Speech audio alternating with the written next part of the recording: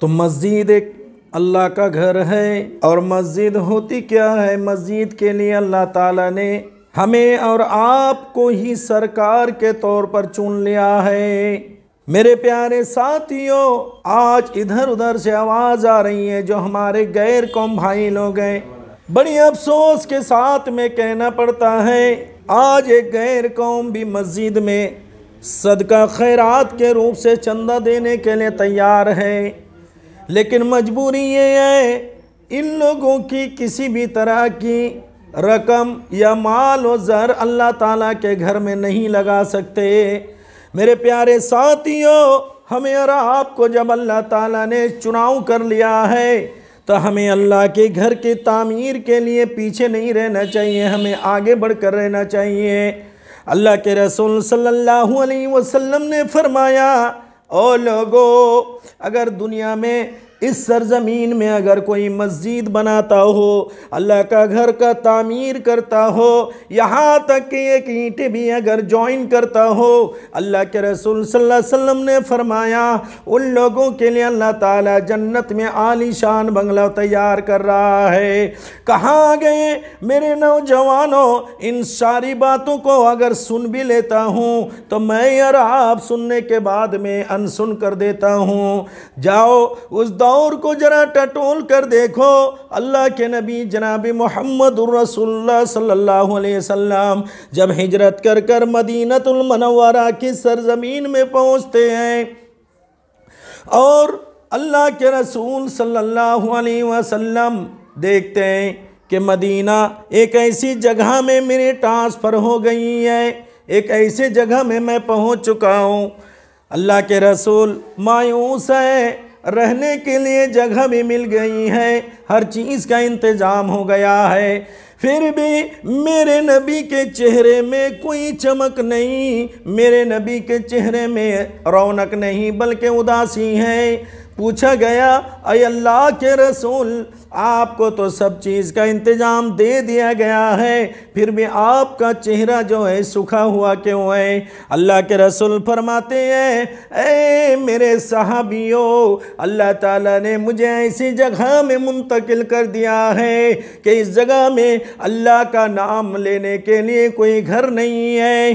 कहाँ अल्लाहु अकबर का नारा लगाया जाएगा, कहाँ अल्लाह के नाम का तकबीर बुलंद किया जाएगा, ऐसे कोई घर नहीं है। मेरे प्यारे साथियों, मस्जिद के लिए अगर जगह भी मिल गई और टट्टी का झोपड़ी देकर खजूर की पत्तियों से मस्जिद नबवी का छत कंप्लीट किया जा रहा है। अल्लाह के रसूल सल्लल्लाहु अलैहि वसल्लम नमाजें पढ़ रहे हैं, नमाजें पढ़ रहे हैं, अचानक हवा बड़ी तेजी के साथ में चली। ये मगरिब की नमाज थी, ऊपर की पत्तियां उड़ गई, मस्जिद नबवी की छत उड़ गई, बारिश के कतरात मस्जिद नबवी के कच्चे शहन में पड़ रही है और मिट्टी बिदक बिदक कर, मिट्टी उड़ उड़ कर अल्लाह के रसूल सल्लल्लाहु अलैहि वसल्लम के चेहरे मुबारक पर पड़ रहा है। सलाम फेरे और सहाबियों ने देखा, अल्लाह के रसूल सल्लल्लाहु अलैहि वसल्लम का चेहरा देखकर अफसोस करने लगा, ये हाल है आज मस्जिद नबवी का, जो चांद जैसे चेहरे पर आज मिट्टी से सना हुआ है, गर्दो आलूद है। मेरे प्यारे भाइयों, अल्लाह के नबी ने फरमाया, मेरे सहाबियों, मस्जिद नबवी का तामीर किया जाए, कौन है थोड़ा थोड़ा सा अल्लाह के घर के लिए माल जमा करेगा? हजरत उस्मान गनी रज़ी अल्लाह ताला अन्हु खड़े होते हैं और कहते हैं, अल्लाह के नबी, मस्जिद नबवी का शुरू से लेकर लिंटर तक का जितना भी अखराजात होगा आपका उस्मान बर्दाश्त करने के लिए तैयार है। मेरे प्यारे साथियों, ये उस्मान है जो एक बात पर, एक ही आवाज़ पर लिंटर तक खर्च करने के लिए इकरार कर रहे हैं, राजी हो रहे हैं। और आज मैं और आप जो मस्जिद के कामों के लिए 200-300 रुपया अगर दे दे तो लगता है कि हमारी रूह निकल गई हो। आज देख रहे हैं मस्जिद अक्सा को आज कब्जा कर रहे हैं कौन? इजराइल लोग। क्यों? कि आज मस्जिद जो तामीर की जा रही है, आज मैं दिल खोलकर लिल्लाहियत के लिए और इखलास के साथ जो है मैं और आप अल्लाह के घर के लिए खर्च नहीं कर रहा हूँ। हालांकि मस्जिद एक ऐसी पवित्र जगह है, अल्लाह रब्बुल आलमीन को पूरी दुनिया की ज़मीन अल्लाह के दरबार में, अल्लाह के नज़र में पसंद है या नहीं, उसको अल्लाह के रसूल ने स्पष्ट नहीं किया। लेकिन दो चीज़ को अल्लाह के रसूल ने वाज़े कर दिया, ऐ मेरे उम्मत के लोगों, मस्जिद एक ऐसी जगह है और अल्लाह के नज़र में दुनिया में अगर कोई ज़मीन है, कोई गोशा है, तो मेरे अल्लाह के नज़र में कौन सी ज़मीन सबसे ज़्यादा पसंदीदा है। अल्लाह के रसूल ने बयान फरमाया, ऐ दुनिया के लोगों, अहब्बुल बिलादी इलल्लाहि मसाजिदुहा। ओ लोगों, अल्लाह के नज़र में दुनिया की कोई जगह, कोई ज़मीन अगर ज़्यादा महबूब है तो मस्जिद है। और उसका वजह समझ लेना चाहिए। मुसलमानों, मस्जिद ही को अल्लाह ताला ने क्यों पसंद किया?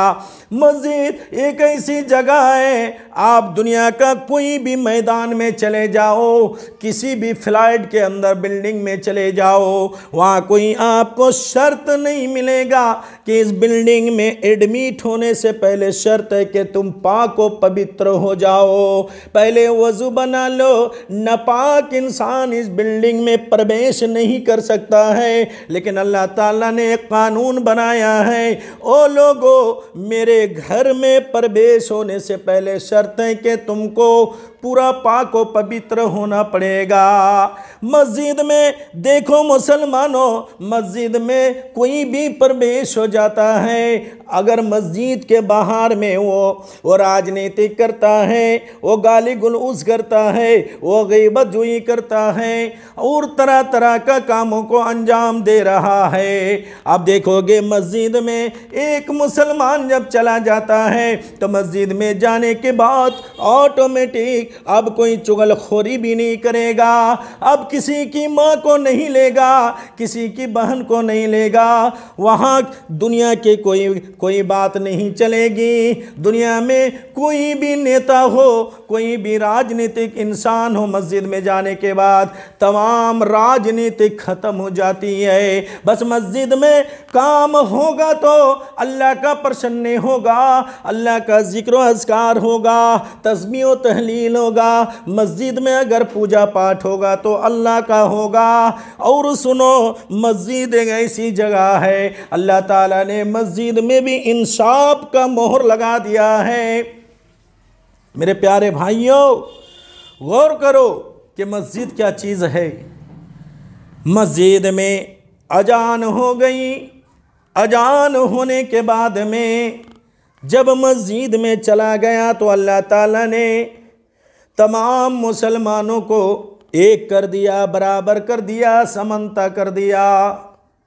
मस्जिद में प्रवेश होने के बाद में कोई गरीब नहीं रह गया, कोई नेता ना रहा, कोई प्रधानमंत्री नहीं रहा, कोई अरबपति नहीं रहा, कोई करोड़पति नहीं रहा।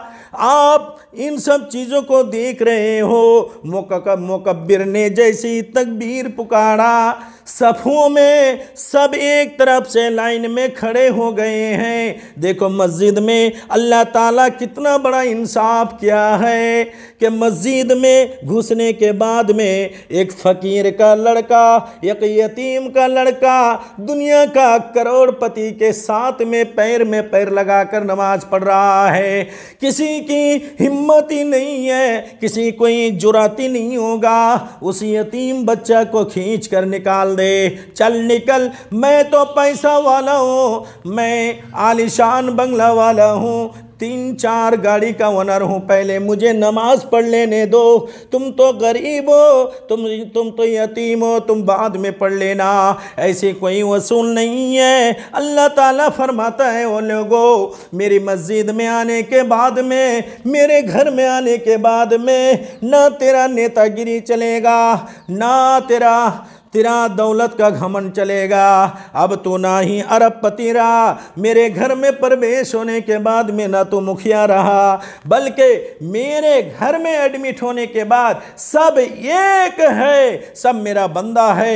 मेरे प्यारे साथियों, मस्जिद में समानता कर दिया अल्लाह ताला ने, और किसी की ये हिम्मत नहीं कि कोई गरीब को कान पकड़कर बाहर कर दे कि मैं दुनिया का मशहूर व मारूफ इंसान हूं, पहले इस इमाम के पीछे मुझे नमाज पढ़ लेने दो। तुम्हारा अधिकार नहीं है। मेरे प्यारे साथियों, तो मस्जिद के लिए हमें जहां ज़रूरत पड़े अपने कमाए हुए इनकम से, माल से हम चाहें कि अल्लाह के रास्ता में खैरात करें, दान करें, सदका करें।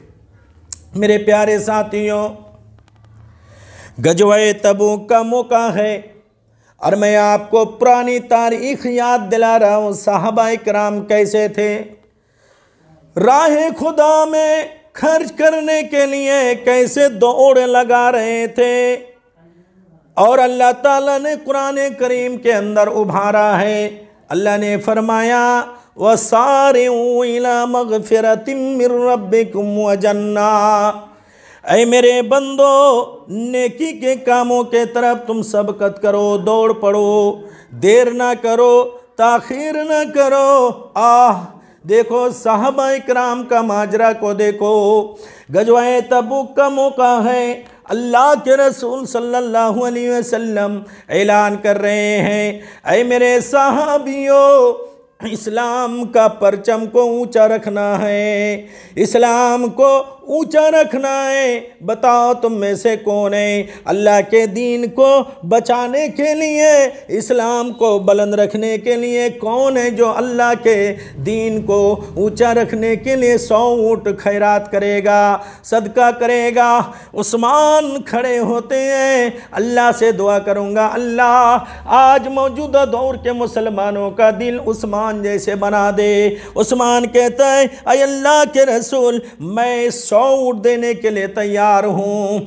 अल्लाह के रसूल ने दोबारा ऐलान किया, ओ लोगों, उस्मान को छोड़कर तुम में से कौन होगा जो 100 ऊँट देगा। फिर उस्मान फौरन खड़े होते हैं और कहते हैं, अल्लाह के रसूल, आपका उस्मान तैयार है। एक बार नहीं, 2 बार नहीं, कम से कम 3-4 बार होने के बाद किसी को उस्मान ने मौका ही नहीं दिया। अल्लाह के रसूल ने कहा, अय उस्मान, बस करो, बस करो, बस करो। अरे दूसरे को मौका दे देने दो, दूसरे को भी इस नेकी का हकदार बन जाने दो। 5वां मरतबा अल्लाह के रसूल ने ऐलान किया। 5वां मरतबा भी हजरत उस्मान ने इकरार कर लिया। मेरे रसूल ने 7 मरतबा ऐलान किया और 700 ऊँट को अल्लाह के रसूल के सामने उस्मान गनी ने इकरार कर लिया। तो सोचो मुसलमानों, आज दान सदका खैरात करने में हम और आप कितने पीछे हैं।